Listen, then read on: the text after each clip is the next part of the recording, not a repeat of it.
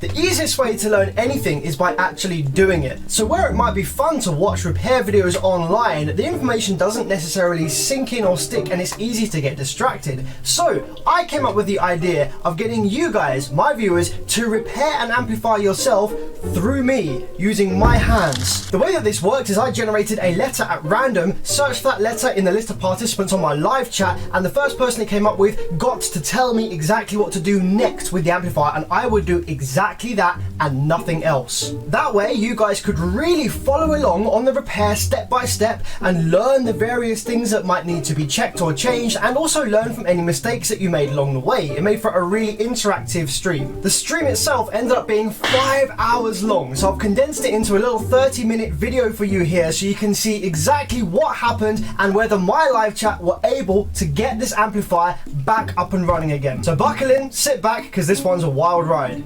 Hey, how's it going, guys? Welcome to the stream of the year, probably so far. Let's see how this goes. This could be pretty interesting. So, the amplifier that you are going to be repairing this evening is going to be this little generic Chinese Class D mono. We're going to start them. Let's see what the first thing we should do is. Like, I'm not even going to test anything, we're not going to check anything, and let's pick a number. It is P. It is Strictly Amps. Strictly Amps, how's it going, my man? So, Strictly Amps, what would you like to do? What should we do first with this amplifier? Logically, just check the power supply by ohm out the power terminals to see if you have a short. Okay, cool. Yeah, lots of people are saying see if the MOSFETs are shorted. That's a pretty sensible thing to start with. Okay, we have a dead short across the power terminals. There we go. Next one, let's spin the wheel. It is the letter E. Oh, Chris. Okay, Chris says go through the FETs and find the shorted one. Okay, so we're going to go ahead and assume it means power supply FETs. So let's go through the power supply FETs and see if we can find the shorted one. So that one has 256 across that and that. Short, and 256 again between gate and drain. The other one's over this side. This one's missing a leg as well. I would say that there's a few there that are damaged. It's A. Okay. Paul, how are we doing, my friend? What shall we do next then? Okay, Paul Berkman says remove the damaged power supply FETs. Okay, we're going to go ahead and remove the FETs. We are on to a good start. It is the letter J. It's Jesse Messi. Yeah, check the output transistors for a short. Okay, awesome stuff. Output FETs are these guys. So this one is reading pretty high value across gate and source. This one here is a short between gate and source, and a dead short, or pretty much 19 ohms on this one. Let's see what's next. And L. Okay, it is CL. I say remove those two FETs with a short on source and drain, two obvious bad ones, and then power up with a low amperage and check for switching on the FETs. Alright, cool, let's go ahead and do exactly what he says. So, remember, I'm doing exactly as you say. I am your hands. Whatever you tell me to do, I am going to do it and nothing else. I'm not going to inject my own stuff into what I do. And then he said, then power up with low amperage and check for switching on the FETs. Okay, so let's go ahead and look at our power supply over here. I would say about 3 or 4 amps is low amperage, so let's power it up. So let's set that to 4 amps. Check for switching on the FETs. Okay, remember we have no power supply FETs, so I'm not sure if you remember that or not. The remote is applied, and we're going to check for some switching on the FETs.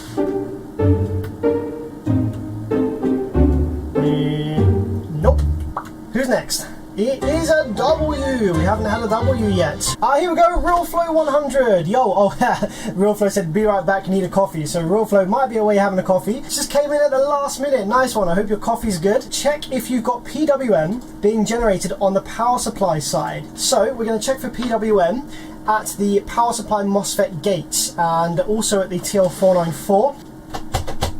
Oh, nothing. I'm not even getting any LEDs. Usually you get LEDs on this amp when you hit the remote, even when there's no PWM. This is a bit more in-depth than I had anticipated. Is there any PWM on the TL494? Okay, there's nothing on the 494, so literally nothing in this power supply section is working, nothing's getting power. What do we do next? RP502, what's going on, brother? Q66 definitely has not had the time of its life recently, has it? You weren't having it. I'm not having it. Where's my hammer? check power around that smoked transistor. Nothing on this top pin, nothing on this one, and nothing on this one. Big Z Mian. Dude, you said we can tell you to do anything, including explaining to everyone what you do next. I will allow that. I will allow that. So my suggestion would be, I would be checking to see whether we actually have power being fed to the TL494. Power will appear on pin 12 as 12 volts. If it does have 12 volts on it, then we assume that the TL494 is bad. If it doesn't have 12 volts on it, then we trace back from the pin 12 and we find whichever transistor is responsible for feeding pin 12 with its VCC. Okay, so he says go with my suggestions. So let's go ahead and probe pin 12, which is this one right here, with no remote. So just the amplifier power terminal is plugged in. We get what looks like 1.2 volts, but when we go ahead and turn the remote on, we drop right down to a much lower voltage. So yeah, something is funky there. Then suggested that we trace back from pin 12 and find out what's feeding pin 12. Q72 up here. It could be that one that feeds the... I think it could be that one. Has continuity to pin 12 of the TL494 on two of its legs, which would suggest that it is actually shorted. Well, actually both of these are shorted. Oh, both of these are... So we have Q72 and Q71. I'm going to hand it over to you now with that information. What would you do next? Let's go ahead and take it to the screen. Dark Inferno! Yo, what's up, man? How's it going? What are some people suggesting, just out of interest? Replace the shorted transistors, inject voltage on the shorted line. And that's actually a pretty good one. I like that one, because that could potentially cause some more smoke if something's wrong. So, timer's up. Dark Inferno says remove those transistors and see if the short's clear. Quite impressed you guys are being relatively sensible so far. This one here shorted. Move the transistors and see if the short's clear. Okay, so we're just seeing if the shorts have cleared. Okay, so there's now no more short on this one. No more short on this one. Okay, cool. So we've removed the shorts. Now, what do we do next, now that we have no shorts on those? Nick Sutton, here we go, Nick. How's it going, my man? Frank says, did the amp die itself or did you put in the failures?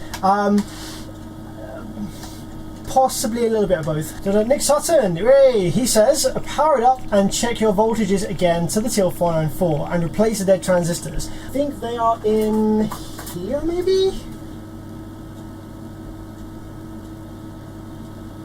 So let's give it some power and let's check the voltage on pin 12. Okay, we have 11.8 volts on pin 12. So I'm going to leave it up to you what we do next. We're making good progress, guys. We're making good progress. Ow, got cut on my hand and the isopropyl alcohol really freaking stings. Check for PWM again. Alright, so let's go ahead and check to see. Aha! We have some PWM on pin 9 and we have some PWM on pin 10. Lovely, lovely. Do we have that PWM making its way over to the MOSFETs over here? So yeah, we have PWM here and we have PWM here. Here. Check the other side. Here, and here. So we do have a nice sharp looking square wave at all of the power supply MOSFET gate pads. Now that we've confirmed we have PWM at those pads, let's see what we're going to do next. Let's spin the wheel. So Typo said fit new MOSFETs and check for shorts. Okay, Typo, that's what we're doing next. I'm just going to solder the MOSFETs that we're fitting to the top of the pads because it literally takes me 2 seconds just to kind of keep things rolling nice and quickly. I have to say I wasn't anticipating that we would have no power to the TL494. So we have fitted up the power supply FETs in and we have checked for shorts as suggested. What's it going to be next? I know what I would do next, but let's see what you think. It is going to be Sean Davies. So power up and if still problem, check gate diodes and resistors. Okay, I'm going to leave this one up to you. Let's make a poll. I'm going to give you guys the choice whether we power it up with the full current from our bench power supply, which is 20 amps, or whether we limit the current to something a bit more sensible for this. And we're going to end the poll now. Interesting. That was a relatively overwhelming result there for low current. This is quite a small board. I'm going to let 2 amps in. Okay, so we've got 2 amps available. Keep your eyes on voltage here and the current. So if the full 2 amps is drawn, then the voltage will obviously drop. Sorry for bad spelling, mate. Oh, mate, it's absolutely no problem at all. We are not grammar Nazis here. As long as we can understand each other, that's all that matters. I'm not going to probe anything. I'm just going to power it up and see if it goes into protect, or see if it turns on or draws excessive current. We have red light for protect. We go blue light. Okay, so we're drawing a lot of current. You can see there it's drawing excessive current, and it's going into protect and cycling power protect, power protect, power protect. If there is problem, which there clearly is because it's not powering up, he said check the gate diodes and resistors. So we don't have any gate diodes on the power supply section, but we do have gate resistors. So let's zoom right in. These should be 47 ohms. They look a bit burnt. They look a bit blackened, actually, to be honest. So this one, he's reading 59, which is not 47. So we have 59, we have 65, oh dear, they're well out of tolerance. 61. This one here is, well, pretty much open. Over the other side, we have 46.5, that's within tolerance. 46.8. Okay, so it looks like we have just dead gate resistors on one half of the power supply, one side. Obviously a couple of dead gate resistors there. Did I say a couple of dead gate resistors? What's it going to be next then, guys? So James says, I was replace those gate resistors and seeing what the condition is down the line. Okay, so we're going to interpret that the best we can. Replace the gate resistors and see what the condition is down the line. So we have 4 gate resistors to replace.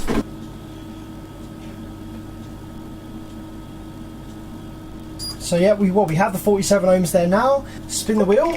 Remove all 4 1620s, then check for proper power supply operation. Okay, so what he means by the 1620s is the rectifiers. So these are the rectifiers, these are the MUR 1620 rectifiers. By removing the rectifiers, you completely isolate the power supply section and the output section from each other. So if there's any issues in the output section, then by removing the rectifiers, those issues won't be affecting the operation of the power supply. So we can confirm correct operation of the power supply section without the output section dragging it down or causing any issues. So yeah, let's go ahead and remove. I'm trying to speed run removing these just to get it done nice and quickly.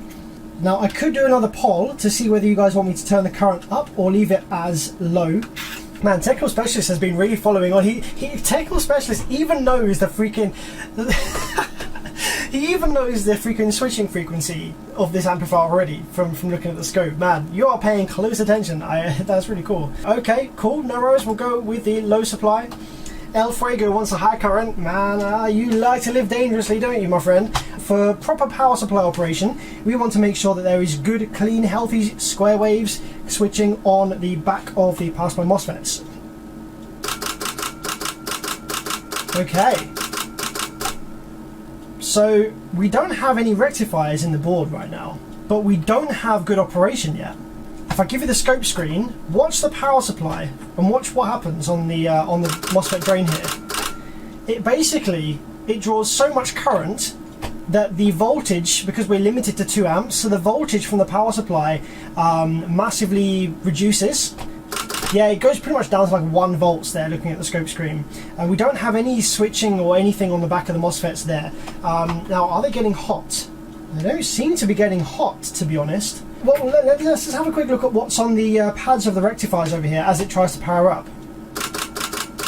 I mean, there's not much there. There's like a very, very, very tiny faint attempt at like something there. You can see it occasionally come into the scope there. We had square waves on the MOSFET gate pads, so when we checked for switching on the gate pads before we fitted the MOSFETs, it was there, but yeah, it doesn't seem to be translating to the MOSFETs. With that information, what are you going to do next?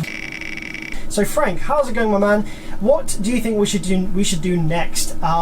He's right on the game here. Check the PWM frequency. It's going to be difficult to check the PWM frequency. It kind of turns off the second it comes on, if that makes sense. What I can do is I can set my oscilloscope to single shot mode. Okay, so it's giving us a little bit of an idea there. We have about 29 kilohertz-ish is the frequency that it found first time we tried that. So the frequency is correct. But yeah, the amplifier is trying to draw an absolute butt ton of current, and yeah, it's not powering up at all. So it's the letter D. What would you check next? I don't think the 2 amps aren't enough to turn on the amp. Okay, so I'm going to interpret that we don't have enough current to turn on the amplifier. So My interpretation of that is to, okay, let's just give this thing full current and try and power it up. So, the full 20 amps, go. Okay, there you go. That's what we're getting. That's what it looks like on the other side. So, on this side it looks like that. On this side it looks like that. Okay, now you should have been able to see there were some differences there. Was anyone able to see what the differences were there? The two sides of the board here, we have power supply FETs on this side versus power supply FETs on this side. So the waveform on the power supply FETs on this side, there's two banks, obviously. One bank over this side, which looks like there is actually some PWM trying to build on this side. But this side doesn't really look like there's any PWM on that side. It just looks like a kind of DC voltage that gets dropped. Okay, so we've got some heat, a little bit of heat, although not that much. I was expecting more. We've got a little bit of heat on the FETs on this side, which were the ones that weren't really giving us any pulses. He says, is there any transistors from the TL494 to the FETs? Yes, my friend, there is indeed transistors between the 494 and the FETs. So this is the TL494, outputs on pins 9 and 10. We have these transistors here, Q70, Q68. These drive the top bank of FETs on your screen.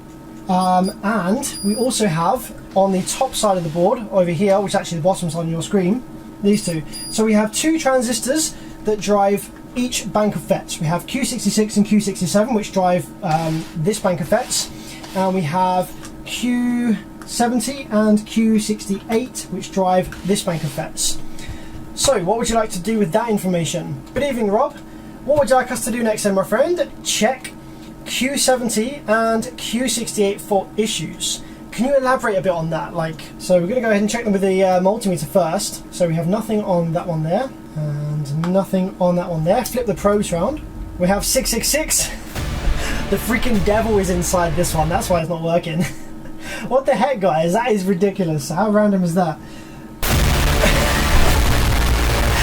666 on both of these. Maybe I should replace them. This isn't good vibes. I'm not getting super low resistances between the legs here. 711. Check for shorts with multimeter. Okay, yep, we've done that. Check for shorts with multimeter. We don't have any shorts, but we sure do have the devil. Spin the wheel. Good suggestion. I like that suggestion. Yogurt says, check the phase between the pins on the 494. So I'm going to take my two oscilloscope probes and hopefully we'll be able to see enough of the PWM on the scope screen to confirm whether they are in phase, so whether it's in single-ended mode like this, or whether they're in push-pull mode, because obviously if they're in single-ended mode, that's going to be bad times. Okay, that's very hard to see. Okay, there we go. That's our confirmation there. So to understand what we're seeing on the scope screen right now, if these weight pulses were in phase with each other, we'd have one pulse on and then off, and then one pulse on and then off. Right here, we have pulses on and on and on. So basically these pulses are in push-pull. So they are pushing and pulling each bank of these MOSFETs. So that is correct. The TL494 is in the correct operation mode. It is push-pulling the transformer, or trying to at least. It's the letter V. Okay, who's it going to be? Davids. Oh yeah. It's my turn. No, I'm joking. So yeah, he says replace them. So I know what he means by that. He means replace the drive transistors for this side that have the devil in them, which are these two bad boys over here. PNP on the bottom, which is the M6, and the NPN on the top, which is the L6. And the PNP is the pull down transistor, so that will be turning the MOSFET gate off. And this one, NPN, this one is the one that's actually buffering the drive from the TL494, giving it a bit more beef before it goes to the MOSFETs.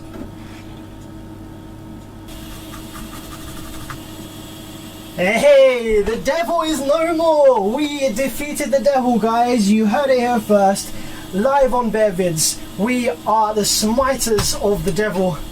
He's no more. We're now down at 540 something. Exorcism complete. Absolutely, yes.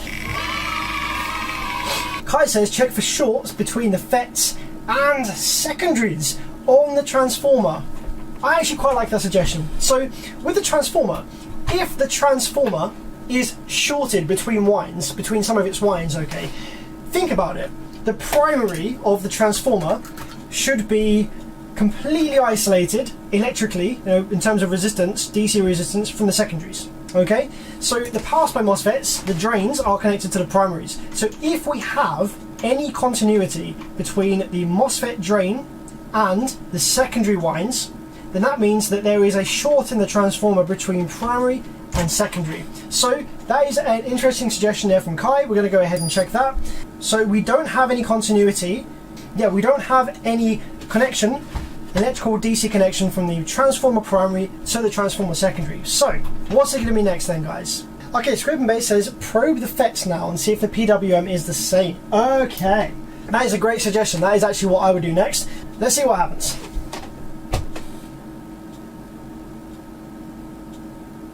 Hey, that's what it was all along. All 8 MOSFETs on the power supply section look great. We have good PWM on the back of the MOSFETs. That is good news. We seem to have sorted the power supply section, guys. Well done. Congratulations. You did a great job. So now, I guess we turn our attention to the output section. So what do we do next then? Let's go ahead and pick something for someone to do next. Let's give you the screen. Spin the wheel, see what letter we get next. Put rectifiers in. Hey, that's the one that I wanted to see. Okay, let's put the rectifiers in then, guys. Rectifiers back in. What do we do next? Straight up kick ya. Straight up kick ya in the nut. Straight up kick you in the nuts. Okay, straight up kick you in the nuts. Okay, so yeah, no reply from straight up kick in the nuts. So let's respin the wheel again. So yeah, Rob says retest the amplifier. So we're going to go ahead and power it up. I might actually get my safety glasses out for this bit, even on a low current. 3, 2, 1.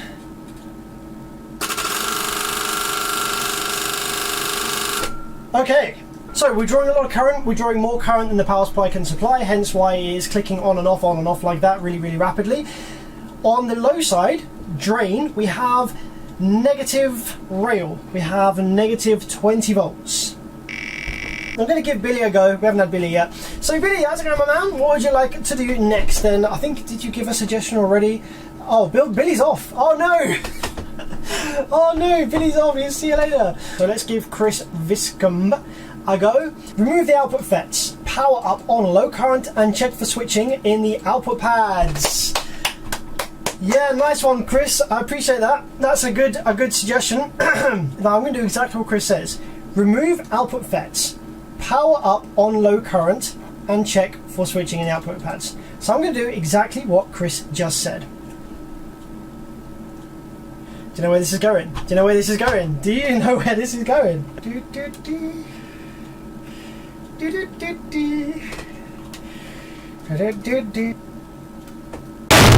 Oh, it's only a baby spark.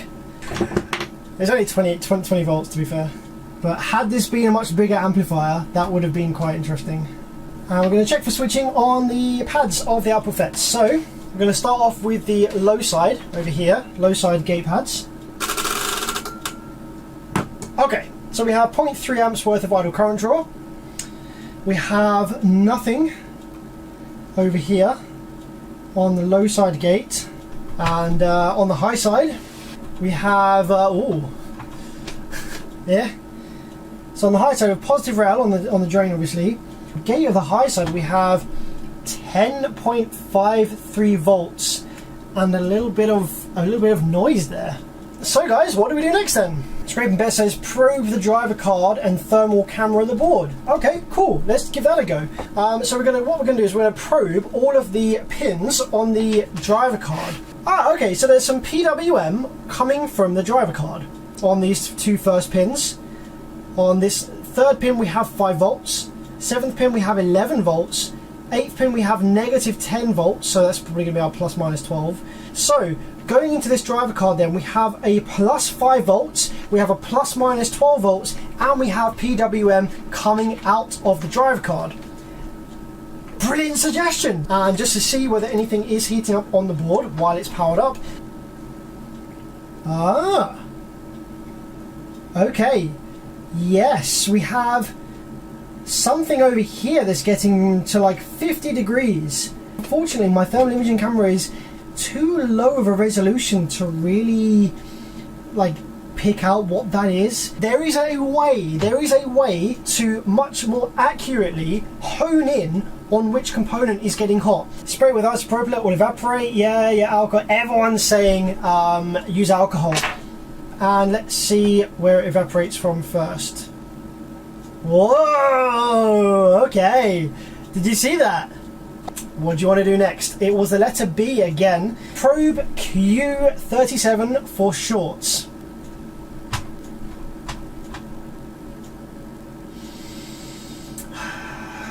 Do I want to kill my multimeter?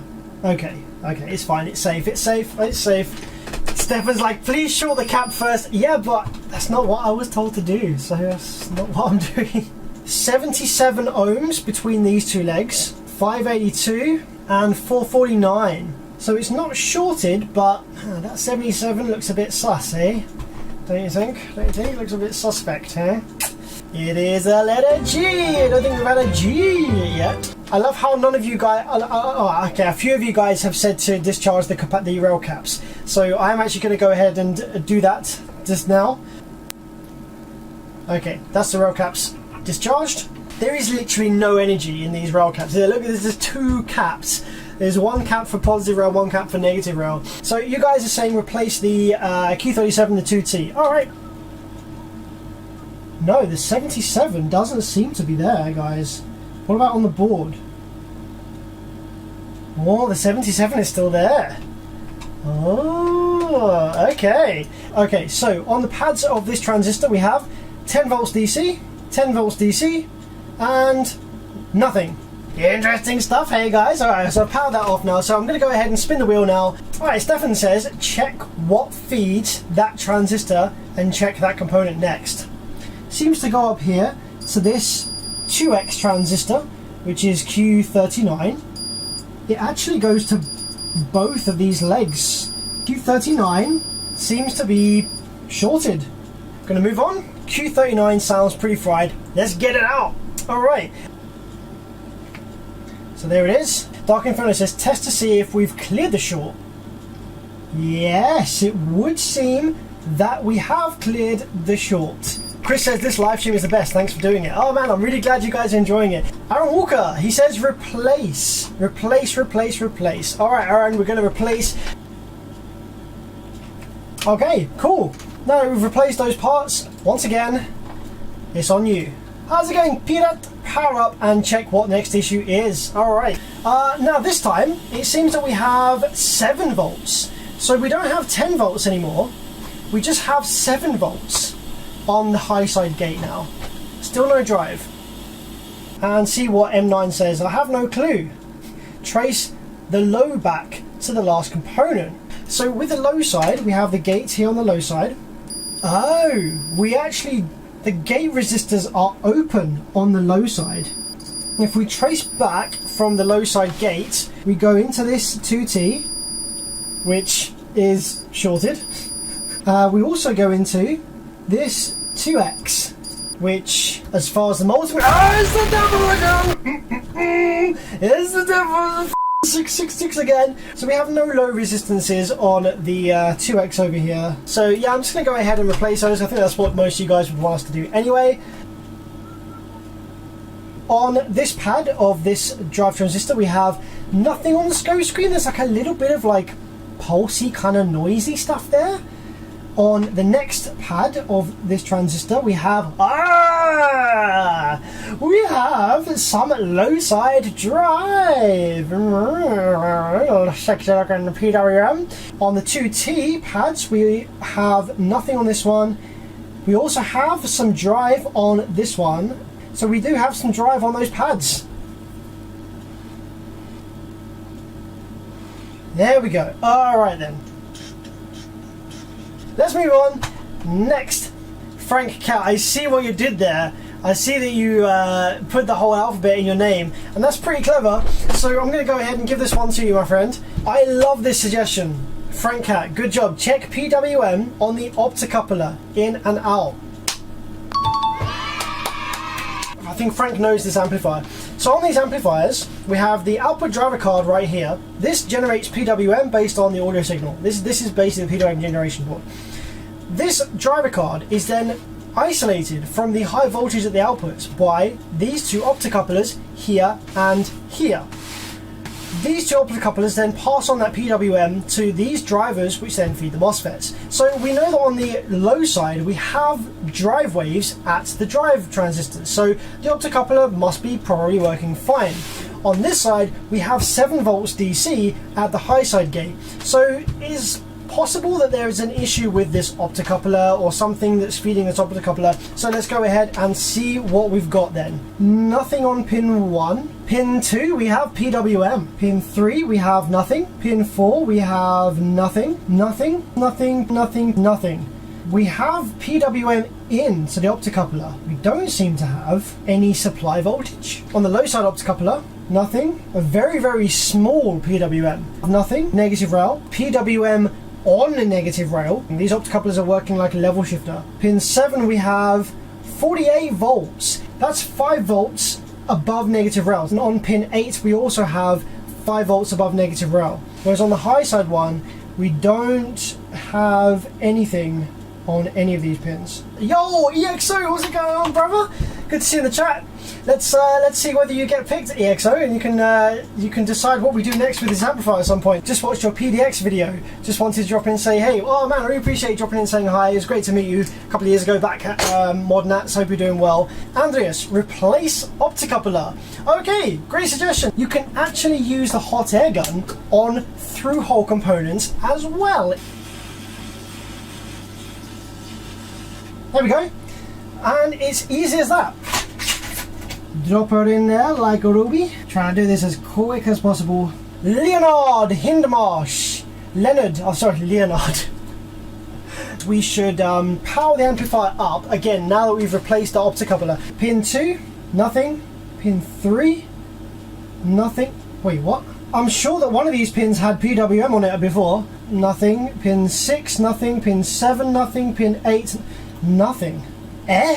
With a brand new optocoupler, it seems that the PWM has disappeared. The input is a low enough impedance, low enough resistance, that the small PWM that's being fed to it isn't visible when you probe it, but it is actually push-pulling the input of the optocoupler, if that makes sense. VCC, pin 8. VE is pin 7. So yeah, we should have some VCC pin 8.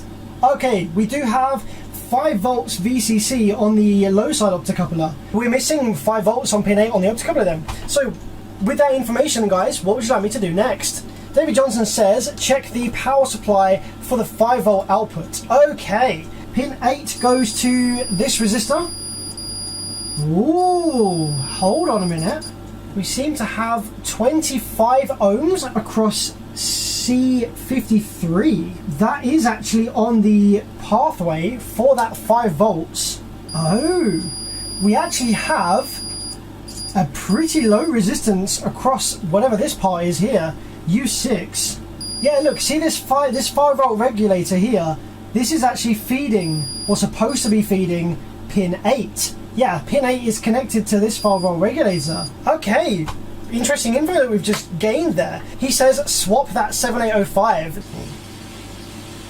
Stefan says still could be something else shorting, but at least we'll know. Yeah, for sure, at least we'll know. Ah, it has. We no longer have our low resistance on that capacitor or on the outputs of this. So,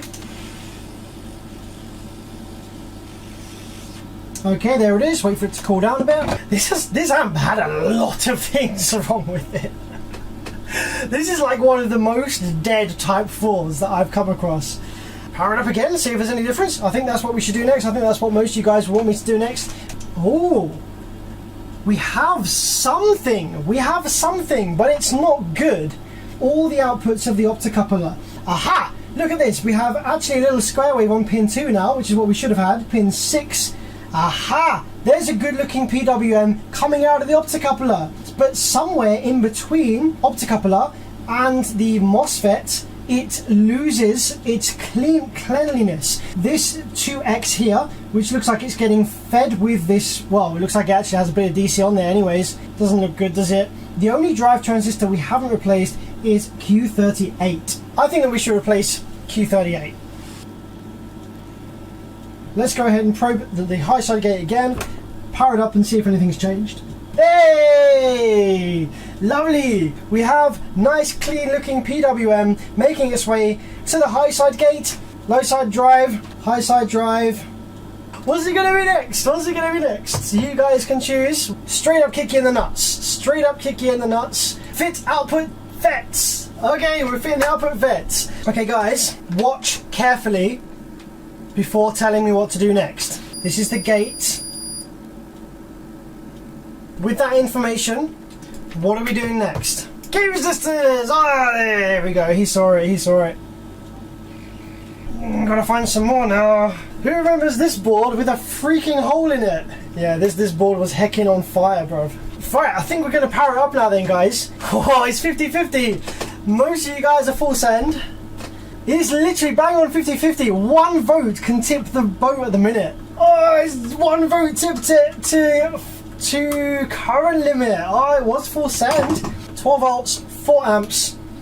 I'm going to play the old Basshead Anthem, which is a track that I made. I don't know if any of you guys know. I made a song probably 12 years ago or something like that. Okay, guys. This is the time that we see whether this is working or not. So let's go ahead, give you the scope screen. Here we go. Protect light comes on. Rails building. Hey! Hey, we have output switching. We have 0.4 amps worth of idle current draw.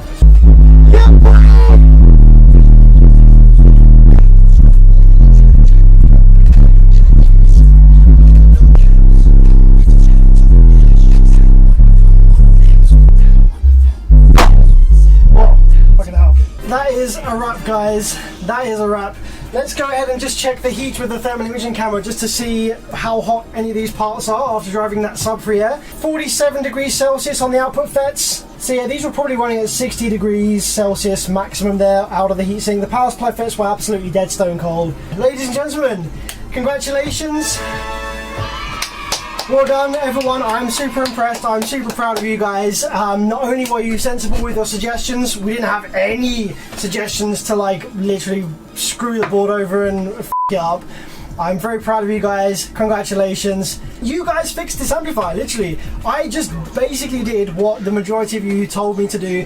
I gave a couple of very, very light tips and hints here and there, but yeah, basically that was all on you guys, and this was a very, very dead amplifier. This amplifier was more dead than it should have been, probably, because I did prepare this amplifier for the stream. I'm not gonna lie.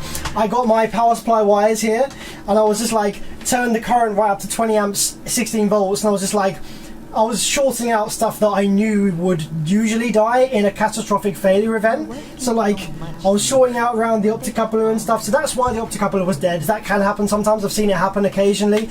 I didn't intend for the voltage regulator, the 5-volt voltage reg, to die, but that was pretty cool because that has happened before as well. I wasn't intending for the VCC supply for the TL494 to die. So when we first started looking at this amplifier and we had no switching, I was like, oh, but that turned out fine. You guys nailed that. You worked out the issue with that. You got switching on the power supply. You got switching on the output side. We didn't really have any times where we were powering the amplifier up and it was like really bad. Like there was a few times with the power supply section where if we had had a car battery hooked up, this thing would have gone up in flames, which would have been quite fun. So maybe we can do that next time. But yeah, if you like this, then let me know. I'll do some more live chat repairs, amplifier streams. I'm going to do some more videos. I've also got my audio pipe modification that I'm working very hard on. I also have another video idea lined up that I'm working on, which is going to be absolutely insane if I can make it happen, where we get a car amplifier like this and I modify it to the point that you can put mains power in here and it works as intended. Thanks for jumping on the stream, guys. It's been an absolute pleasure. Love doing this so much. And I'll see you all in the next one. Take it easy, guys.